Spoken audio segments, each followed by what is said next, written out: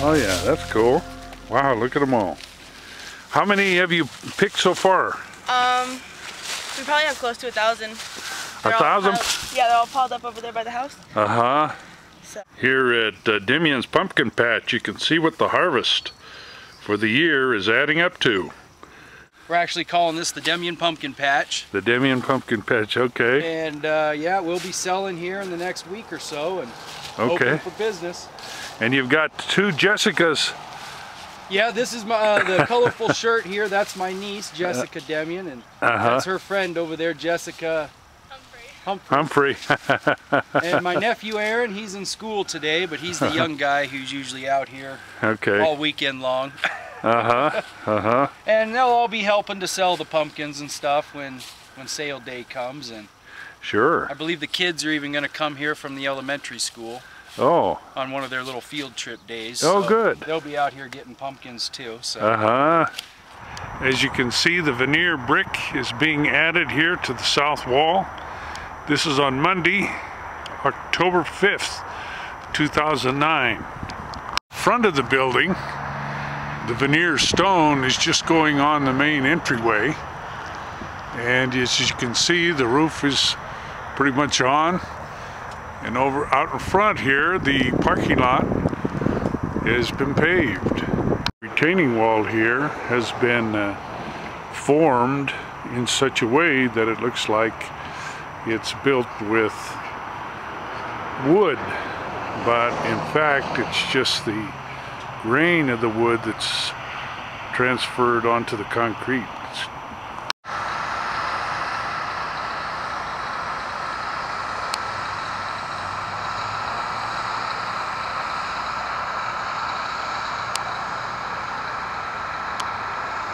Process that actually just takes up the same amount of time as any other meeting after school would take up. But instead of being a meeting where you sit and you listen, and you maybe go back and try something or maybe you don't, you make a commitment to doing something that you yourself have devised and learning from it. We have found our schools doing this significantly outperforming the schools around them that do not. So. The very first slide identified categorical 2 in Cassie. Well, that would have been a Title II Part D, and then there's quite a few kids that have yet to pass Cassie. So we're going to clearly look at ways and instructional methodology to do that. The other one, Title II D, is specifically around staff development. So it has to be spent on staff development, which this would be more than sufficient for. Okay, it is not at all quantitative data. You're not looking at the CSTs. You're not doing any of our ORs that we've dumped a lot of money into. Am I right on that? Yes, we absolutely start with that. So you do, okay. Yes, but here's what we find, and there are teachers in the audience, so I'm going to guess that they will probably bear this out. We very often try with the CSTs, for example, to make sense of them to inform our teaching. Yet we don't know enough from the scores that kids get to really be able to say, well, if I do this, then I'll get that result. So we keep trying to change things as kind of a guessing game. Well, they didn't quite do too well on this particular skill that relates to finding the main idea. So we teach our hearts out with opportunities to learn main idea, and they still don't do any better because we didn't get enough information to find out that they weren't finding the main idea because, in fact, they were English learners and there were 3 essential words that they didn't know the vocabulary for. They absolutely knew how to find main idea. They just didn't know what the words meant. Well, and in fact, through the classroom walkthrough process, and many of our teachers have developed benchmark assessments this year. So as we take a look at those, that may be one of the walkthrough questions. What evidence do we have that they are actually improving our learning and our achievement in the classroom? So as we use that data, it will be triangulated. We're not using one source of data. There's multiple sources of data that we use in a formative assessment piece that basically informs us about instruction. And then we obviously then begin to move forward on each of those elements. Following dirt infill in here, which is outlined in here. There's 252,000 cubic yards of dirt at a cost of $10 a cubic yard. That's $2.5 million of dirt alone to bring this level to this level. In addition, all the electrical facilities and water comes from this side of the campus, so you would have and additional trenching to get to this area for electrical, fresh water, and there's also additional testing fees for the dirt, which brings it up to $2.7 million, or approximately $2.8 million to build on this land. As you approach the main entrance, multi-purpose library administration front entrance. This represents the prefabricated structures for the classroom building. Stucco and wood siding for the walls.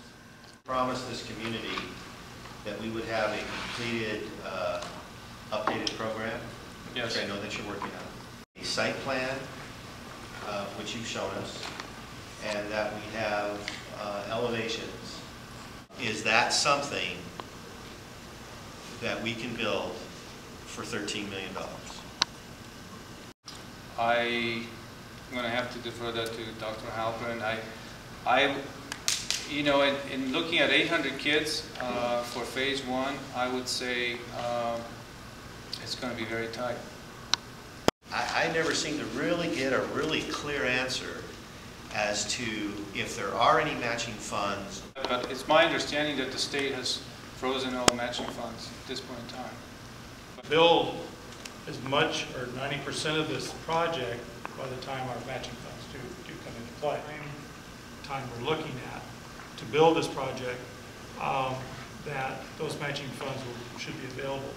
Now, that being said, there's no guarantee, obviously, and there's some other bridging issues we're going to talk about. We can still do it. I think what we need then is a cost estimate on building phase one for 800 kids, and get a professional estimator to give us the price, and then gauge it against your budget and see if indeed we can build a 800 kid phase one part. If not, then we have to scale it down, obviously, to meet those requirements, and or look at alternates. But we're going to give the community what we promised them, or I will take the hits from the community and say we're not going to go there until we can build it the right way. Because once you scale it down, boy, most of the time you never get it back. I was told that if we do go with building the new high school on the old land, that there would be a way that we could get everything you need to do and other people need to do in time to move our present classrooms around to where we could break land during the summer, this summer, not next summer or 2 summers, and Summer of 2010. Summer of 2010, correct, and be ready to have new classes there in September.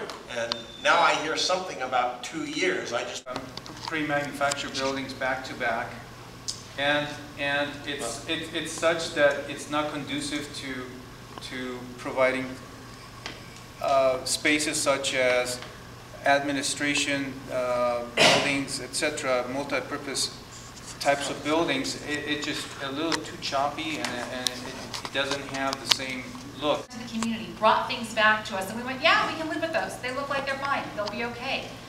It's important that we continue to go down that road. He's logged numerous hours in looking at these programs that are out there, so that it saves us our $13 million and we still get a quality program. How many times did we cuss at those people saying, look what you left us with? Yeah. I would hate to, you know, with a lease back strategy, you know, depend on the state ever having the money. And the exciting news is that we officially got notice that our site was officially approved by CDE and DSF. All right, yes. So we actually can build. Yes. 12 years coming. With that, the other encouraging news is that there could be some dollars attached from Department of Ed respective to the cost of the property from the prior property that was owned, what, 12 years ago. And that will be credited toward the new construction and grading. I don't know exactly how much that is, but from the estimate that I received was about anywhere from $500,000 to $1 million.